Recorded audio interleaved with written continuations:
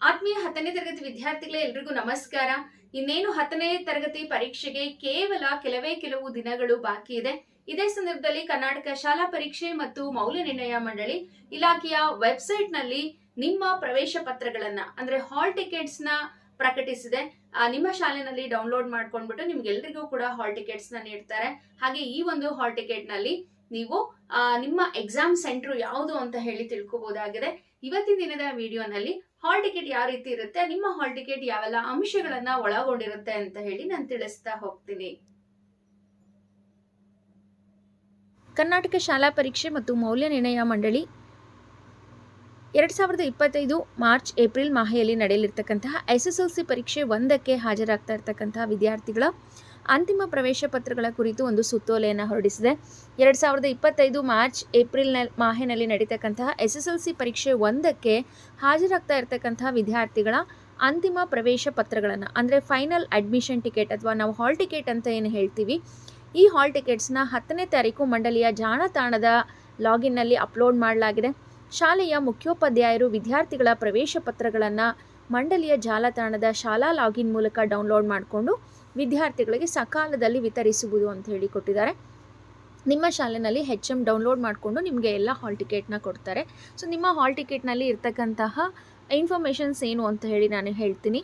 ಹಾಗೆಯೇ ಅದ್ರ ಜೊತೆಗೆ ಯಾರೇನಾದರೂ ತಿದ್ದುಪಡಿಗಳಿದ್ದರೆ ಏನು ಮಾಡಬೇಕು ಅನ್ನೋದು ಕೂಡ ಹೇಳ್ತೀನಿ. ಯಾಕಂದರೆ ಇದು ನಿಮಗೆ ಕೊನೆ ಅವಕಾಶ ಆಗಿರುತ್ತೆ. ಸೊ ಶಾಲೆಯಿಂದ ಎಷ್ಟು ಜನ ಸ್ಟೂಡೆಂಟ್ಸ್ನ ನಾವು ನೋಂದಾಯಿಸಿದ್ದೀವಿ, ಆ ವಿದ್ಯಾರ್ಥಿಗಳ ಸಂಖ್ಯೆಗೆ ಅನುಗುಣವಾಗಿ ನಾವು ಹಾಲ್ ಟಿಕೆಟ್ನ ಡೌನ್ಲೋಡ್ ಮಾಡ್ಕೊಂಡಿದ್ದೀವ ಅನ್ನೋದನ್ನು ಚೆಕ್ ಮಾಡ್ಕೋಬೇಕಾಗುತ್ತೆ ಮುಖ್ಯ ಶಿಕ್ಷಕರು. ಅದಾದ ನಂತರದಲ್ಲಿ ವಿದ್ಯಾರ್ಥಿಯ ಭಾವಚಿತ್ರ ಇದೆಯಾ ಸರಿಯಾಗಿ ನೋಡ್ಕೋಬೇಕು, ವಿದ್ಯಾರ್ಥಿಯ ಸಹಿ ಮತ್ತು ಇತರ ತಿದ್ದುಪಡಿಗಳು ಸರಿ ಇದೆಯಾ ಅಂತ ಹೇಳಿ ನೋಡ್ಕೋಬೇಕು. ಅಕಸ್ಮಾತ್ ಏನಾದರೂ ತಿದ್ದುಪಡಿಗಳಿತ್ತು ಅಂತ ಹೇಳಿದ್ರೆ ಸೂಕ್ತ ದಾಖಲೆಗಳೊಂದಿಗೆ ಮಂಡಳಿಗೆ ಸಲ್ಲಿಸಿ ಅವುಗಳನ್ನು ಸರಿಪಡಿಸ್ಕೋಬೇಕು. ಅಕಸ್ಮಾತ್ ನೀವು ಇವಾಗಲೂ ಕೂಡ ಏನಾದರೂ ಚೇಂಜ್ ಮಾಡ್ಕೊಂಡಿಲ್ಲ ಅಂತ ಹೇಳಿದ್ರೆ ಮುಂದೆ ವಿದ್ಯಾರ್ಥಿಗೆ ಅಂಕಪಟ್ಟಿ ಬರುತ್ತಲ್ಲ, ಅಂಕಪಟ್ಟಿನಲ್ಲೂ ಕೂಡ ಅದೇ ಹೆಸರು ಅದೇ ಸೈನ್ ಬರುತ್ತೆ. ಸೊ ಇಲ್ಲಿ ಮಂಡಳಿ ಯಾವುದೇ ಜವಾಬ್ದಾರಿಯನ್ನು ಹೊರೋದಿಲ್ಲ, ಶಾಲೆಯ ಮುಖ್ಯಸ್ಥರ ಇದರ ಜವಾಬ್ದಾರಿಯನ್ನು ವಹಿಸ್ಕೋಬೇಕು.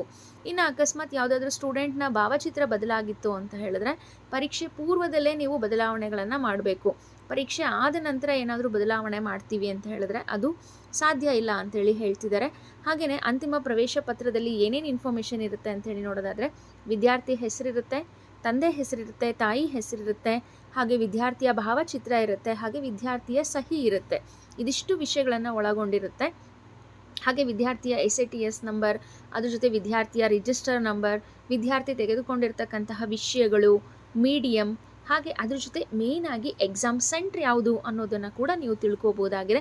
ಅಕಸ್ಮಾತು ಬೇಸಿಕ್ ಡೀಟೇಲ್ಸಲ್ಲಿ ಏನಾದರೂ ಕರೆಕ್ಷನ್ಸ್ ಇತ್ತು ಅಂತ ಹೇಳಿದ್ರೆ ನೀವು ₹100 ದಂಡವನ್ನು ಸಲ್ಲಿಸಿ ನೀವು ಮಂಡಳಿಗೆ ಅಪ್ಲಿಕೇಶನ್ನ ಹಾಕ್ಬೋದಾಗಿದೆ 17ನೇ ತಾರೀಕು ಒಳಗೆ. ಹಾಗೆ ಯಾವುದೇ ಅಭ್ಯರ್ಥಿ ತಿದ್ದುಪಡಿಗಾಗಿ ಮಂಡಳಿಗೆ ಪ್ರಸ್ತಾವನೆ ಸಲ್ಲಿಸಿದ್ದಲ್ಲಿ ವಿಷಯ, ಮಾಧ್ಯಮ, ದೈಹಿಕ ಸ್ಥಿತಿ, ಭಾವಚಿತ್ರ ಹಾಗೂ ಸಹಿ ಅಂತಹ ವಿದ್ಯಾರ್ಥಿಗಳ ತಿದ್ದುಪಡಿಯನ್ನು ಮಾತ್ರ ಮಾಡಲಾಗುತ್ತೆ ಅಂತ ಹೇಳಿ ಈ ಒಂದು ಸುತ್ತೋಲೆಯಲ್ಲಿ ಕೊಟ್ಟಿದ್ದಾರೆ. ಹಾಗೆ ಇನ್ನೊಂದು ವಿಶೇಷ ಏನು ಅಂತ ಹೇಳಿದ್ರೆ ಯಾರ್ಯಾರು ವಿಶೇಷ ವಿದ್ಯಾರ್ಥಿಗಳು ಇರ್ತಿರಲ್ವ, ಸೊ ನೀವು ನಿಮಗೆ ಕೆಲವೊಂದು ಸಬ್ಜೆಕ್ಟಲ್ಲಿ ವಿನಾಯಿತಿಯನ್ನು ಕೊಟ್ಟಿರ್ತಾರೆ. ಸೊ ಆ ಸಬ್ಜೆಕ್ಟ್ ಪ್ರಕಾರ ಹಾಲ್ ಟಿಕೆಟ್ ಬಂದಿದೆಯಾ ಅನ್ನೋದನ್ನು ಚೆಕ್ ಮಾಡ್ಕೋಬೋದಾಗಿದೆ. ಹಾಗೆ ಈಗ ಒಂದು ಹಾಲ್ ಟಿಕೆಟ್ ಯಾವ ರೀತಿ ಇರುತ್ತೆ ಅಂತ ಹೇಳಿ ನೋಡೋದಾದರೆ ಕರ್ನಾಟಕ ಶಾಲಾ ಪರೀಕ್ಷೆ ಮತ್ತು ಮೌಲ್ಯ ನಿರ್ಣಯ ಮಂಡಳಿ Malleshwaram Bengaluru March April 2025 SSLC ಪರೀಕ್ಷೆ 1ರ ಹಾಲ್ ಟಿಕೆಟ್ ಈ ರೀತಿಯಾಗಿರುತ್ತೆ. ಇಲ್ಲಿ ನೋಡಿರೋ ಪ್ರಕಾರ ವಿದ್ಯಾರ್ಥಿಯ ರಿಜಿಸ್ಟರ್ ನಂಬರ್ ಇರುತ್ತೆ, ಹಾಗೆಯೇ ಶಾಲೆಯ ಡೈಸ್ ಸಂಕೇತ ಇರುತ್ತೆ, ಹಾಗೆ ಸ್ಟೂಡೆಂಟ್ಸ್ನ SATS ನಂಬರ್ ಕೂಡ ಇರುತ್ತೆ. ಹಾಗೆ ಎಕ್ಸಾಮ್ ಸೆಂಟರ್ ಏನಿರುತ್ತಲ್ವ ಅದು ಕೂಡ ಇಲ್ಲಿ ಮೆನ್ಷನ್ ಮಾಡಿರ್ತಾರೆ. ಹಾಗೆ ಎಕ್ಸಾಮ್ ಸೆಂಟರ್ನ ಕೋಡನ್ನು ಕೂಡ ಹಾಕಿರ್ತಾರೆ. ಇನ್ನು ನೀವು ಓದ್ತಿರ್ತಕ್ಕಂಥ ಶಾಲೆ ವಿಳಾಸ ಹಾಕಿರ್ತಾರೆ, ನಿಮ್ಮ ಹೆಸರು, ತಂದೆ ಹೆಸರು, ತಾಯಿ ಹೆಸರು, ನಿಮ್ಮ ಜನ್ಮ ದಿನಾಂಕ, ಹಾಗೆ ಜೆಂಡರನ್ನು ಮೆನ್ಷನ್ ಮಾಡಿರ್ತಾರೆ. ಹಾಗೆ ನೀವು ಯಾವ ಮಾಧ್ಯಮದಲ್ಲಿ ಪರೀಕ್ಷೆಯನ್ನು ಬರೀತಾ ಇದ್ದೀರಾ, ಹಾಗೆ ನಿಮಗೆ ಇದು ಎಷ್ಟನೇ ಅಟೆಂಪ್ಟ್, ಎಕ್ಸಾಮ್ ಬರೀತಾ ಇರ್ತಕ್ಕಂಥದ್ದು ಎಷ್ಟನೇ ಅಟೆಂಪ್ಟ್ ಅಂತ ಹೇಳಿ ಇರುತ್ತೆ.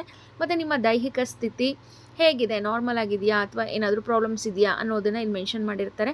ಹಾಗೆ ನಿಮ್ಮ ರಿಲಿಜಿಯನ್ನ ಕೂಡ ಇಲ್ಲಿ ಮೆನ್ಷನ್ ಮಾಡಿರ್ತಾರೆ. ಅದಾದ ನಂತರ ಕೆಳಗಡೆ ಸಬ್ಜೆಕ್ಟ್ ವೈಸ್ ಟೈಮ್ ಟೇಬಲ್ನ ನಾವು ನೋಡ್ಬೋದಾಗಿದೆ. ಸೊ ಫಸ್ಟ್ ಯಾವುದಿರುತ್ತೆ, ಸೆಕೆಂಡ್ ಯಾವುದಿರುತ್ತೆ, ನೆಕ್ಸ್ಟ್ ಥರ್ಡ್ ಯಾವುದು, ಫೋರ್ತ್ ಯಾವುದು, ಫಿಫ್ತ್ ಯಾವುದು, ಸಿಕ್ಸ್ತ್ ಯಾವುದು, ಮತ್ತು ಅದರ ಟೈಮಿಂಗ್ಸ್ ಯಾವುದು. ಸೊ ಈ ರೀತಿ ಹಾಲ್ ಟಿಕೆಟ್ ಎಲ್ಲ ಮಾಹಿತಿಗಳನ್ನು ಒಳಗೊಂಡಿರುತ್ತೆ. ಸೊ ಅಕಸ್ಮಾತ್ ಏನಾದರೂ ತಿದ್ದುಪಡಿಗಳಿದ್ದರೆ ನೀವು ಬೇಗ ಅರ್ಜಿಯನ್ನು ಸಲ್ಲಿಸಬೇಕು. ಇದು ನಿಮಗೆ ಕಟ್ಟೆ ಕಡೆಯ ಅವಕಾಶ ಆಗಿರುತ್ತೆ. Thank you.